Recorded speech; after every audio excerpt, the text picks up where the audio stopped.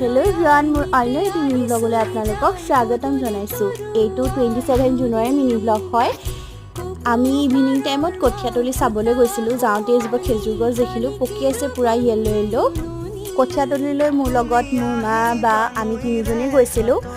কঠীয়া যেতিয়া সিঁচিছিলোঁ আপোনালোকক কৈছিলে কঠীয়াবিলাক ডাঙৰ যেতিয়া হ'ব আপোনালোকক দেখুৱাম। মই আপোনালোকক দেখুৱাইছোঁ। পূৰা সেউজীয়া হৈছে, ওখ হৈছে আৰু সিঁচোতে যিহেতু সৰু হৈ আছিলে, গজালি মেলিছিলেহে তেতিয়া।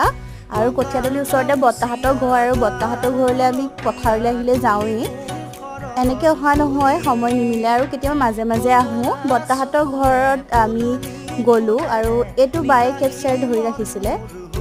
মহজনী আমি বৰ্তাহঁতৰ ঘৰলৈ গ'লে আমি বা আৰু মই চাওঁৱেই। আৰু মহজনীক মই ভিডিঅ' বনাইছোঁ, তাই চাই আছে, হাঁহিছেও মহজনীয়ে।